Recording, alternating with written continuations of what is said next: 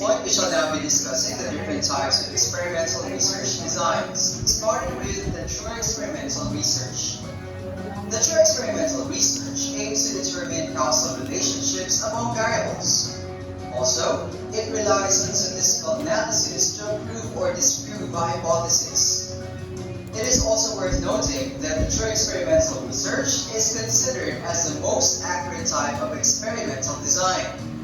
Furthermore, it may be conducted with or without a pretest, and it always involves a control group and a test group. Other characteristics of the true experimental research include variable manipulation and random selection of participants. Furthermore, it is worth noting that true experimental research is always conducted in the controlled setting and that intervention is always present. Let's consider this example here. A researcher wants to determine the effect of classical music on academic performance of students. As mentioned earlier, since this is a true experimental research, it must have at least two groups. One would be the control group, while the other one would be the test or experimental group. In the control group, everything is held constant or regular, which means that there would be no intervention, which means that there are no music or there is no music played in their classes. While in the test or experimental group, there is the presence of intervention, which is the classical music. This intervention can further be manipulated through variable manipulation such as frequency and music volume.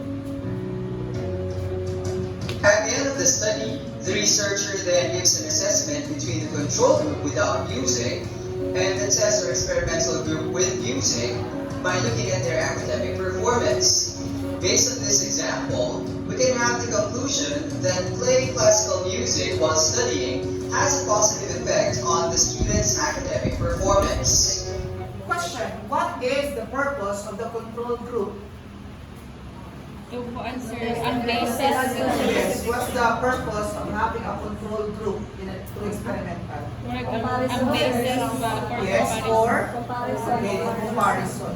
To check whether the intervention is effective or not. Since the control group, they don't expose to any intervention.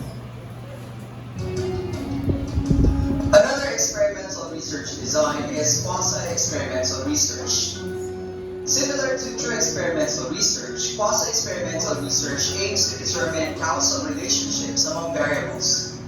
It bears resemblance to true experimental research, but different, because in quasi-experimental research, participants are not randomly assigned, and it involves the conduct of pre-test and post-test. Take note that in quasi, no random selection of participants. No random selection. Okay. And unlike a quanti through experimental, there is a random selection. And usually involves yung pre-test at saka post-test. Furthermore, other characteristics of the quasi-experimental research involve variable manipulation. It's also conducted in a controlled setting, and then intervention is also present. Let's look at this example here, in which a teacher wants to test reading intervention program as aid for students with low-level comprehension. Since this is a quasi-experimental research, this study would usually start with a pretest. In this example, the pretest would be a reading comprehension test that would help determine who among the students have passed and who among the students have failed. Recognizing the students who have failed is important, as these students will be considered as participants for the reading intervention program. From there, we proceed with intervention, which is the reading intervention program for this particular example. Once the participants have been identified, they shall undergo the reading intervention program, which can further be manipulated through duration of the program, the schedules given to the students, the reading activities given, and the teaching strategy that is used. After undergoing intervention, we now proceed with the post-test, which is another reading comprehension test. The The students who once failed the reading comprehension test given before, who have undergone the reading intervention program, will then be given another reading comprehension test to determine whether they are going to pass or still fail. If they have passed, we can have the conclusion that the reading intervention program is effective in improving the reading comprehension of students with low level comprehension. Question. What is the purpose of the pre-test when you do the quasi-experimental? To determine the subject, sir, or the participant of that experimental answer. Again. Why there is a need for a pre-test? It is to determine the participants of your study. Study and the target respondents to be given the ihatag. Correct. To be given the intervention. Who will be receiving the intervention? The question is who will be receiving the intervention? That will be answered by the pre-test. If you do the quasi experiment. Now, why you give post-test? Why you give post-test? To check if the intervention was effective. Very good. To test whether the intervention is effective. Now, let me ask, is post-test series of questions the same or different from pre-test? Different. Yes, the same or different?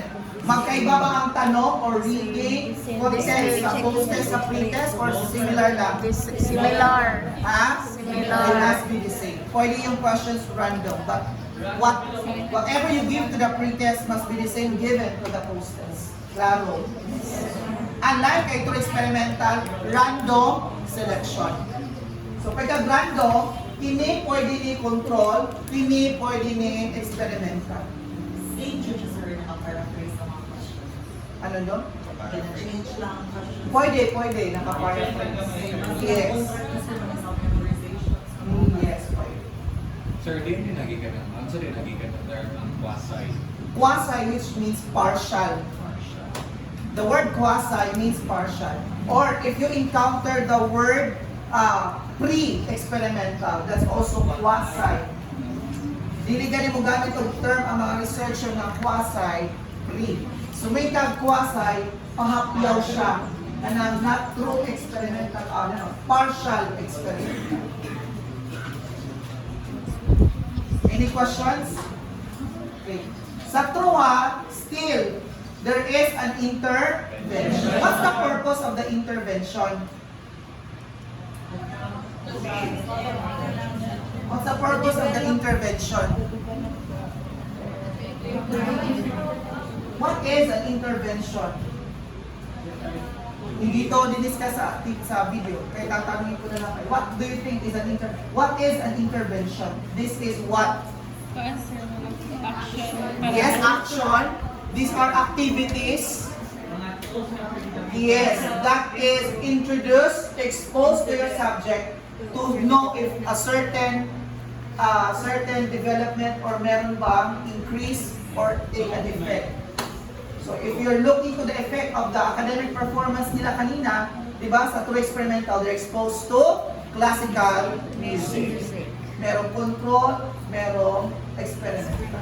Pero sa quasi, wala. If this is my group, I will conduct pre-test kung 1 to 10. Kung sino hindi nakakuha ng 80 above, kaya sila yung maging target ko for my intervention. And I will conduct a Now, what about students na walang nakapasa? So wala to sila intervention, sir. Wala. Kasi focus ka doon kung kinsa imong gi-agaran. Klaro. Yes, sir. At this point, before we proceed with discussing other quantitative research designs, let us have first a recap of the similarities and differences between true experimental research and quasi-experimental research. The true experimental research design and quasi-experimental research design are similar because both determine causal relationships. They also have intervention and involves manipulation of variables. They're also the same because both are conducted in a controlled setting. Okay. Determine causal relationships. What is causal relationship? you look for causal relationship. If there is a, kanina sa true experimental, ano yung binigay na intervention? Classical music.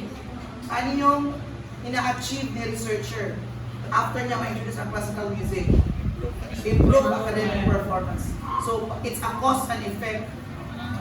Nagbigay siya ng cause, may effect kang ipangita. Okay? So, for example, if you're an agriculture student, gusto na may bawaan if ang hininga plot A, plot B, plot C. Plot A, brand X na fertilizer. Plot B, brand Y na fertilizer. Plot C, walay fertilizer. And you want to identify the growth of the mungo plant. So that's the cause and effect. So parehas na mapa-true or mapa-quasi. Kanina, yung cause sa quasi is the reading intervention. Yung pagbabasa ni teacher. Yung effect, whether comprehension level will be increased. Take note ha, kay mamutana rin ba kay report ninyo. What is the causal relationship in the article or in the study? What are the controlled and what are the experimental? Control experimental. What is the intervention used? So let's talk about it. So intervention is ito. These are a series of activities. Anything that you give to your subject, okay, so this will act as a precursor pa or catalyst for a certain change or effect. Muna intervention.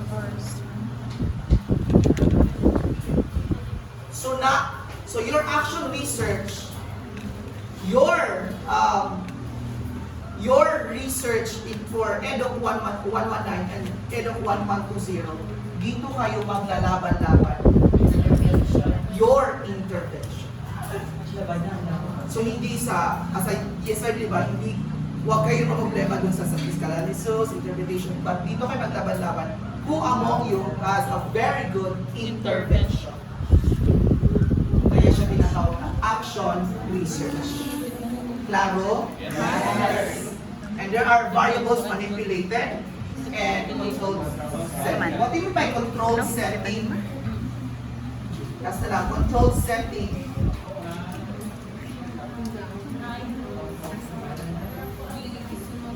For example, yung agriculture student na plant A, plant B, plant C. Yung akong cost is fertilizer, yung effect na akong ipangita isang tubo sa munggos. Pwede ba biyaan ko lang na siya? Nagbutang na ako fertilizer, okay, sunod buwan na lang ko tanaw. Ibalik. There must be control. What are the controlled need to be done? Pwede dapat tubig, di ba? Kung imo magaling diligan si plant A, buhusin po si plant B, buhusin po si plant C. Sunlight, there's a need. Okay? In terms of differences, inter-experimental research, there is the random selection of participants. Whereas in quasi-experimental research, the participants are not randomly selected. Also, inter-experimental research may be conducted with or without pretest, while quasi-experimental research involves pretest and post-test. And finally, inter-experimental research involves a test group and a control group, while quasi-experimental research does not have any control group. Okay, questions? We will stop lang muna sa experimental designs. Any questions? So, through experimental random selection. Okay. Paano ba ginagawa si random, sir? Pwede ka simple random, you can do stratified random, or systematic random, or fishbowl technique. Pwede. 1, 2, 1, 2, 1, 2, 1, 2. Lahat ng number 1, control. Lahat ng number 2, experimental. Taro? Okay. Sa quasi, no control group or experimental group. It depends who will be your determining factor for your pretest. So, pwede ka rin magbigay ng pretest sa control, pwede ka maghatag ng pretest sa experimental. Pero dili sa quasi, need kagod maghatag og pre-test and post-test. Pre-test kasi nga yun yung magiging way mo to determine who will be your target respondent. Sino ang bibigyan ng intervention? And post-test to compare whether the intervention given to the students are effective or not. So test group and control group and no control group. Now let's discuss the types of Okay, so let's pause for a moment. So it's 12:10 naman. So let's take our lunch muna and be back for the discipline.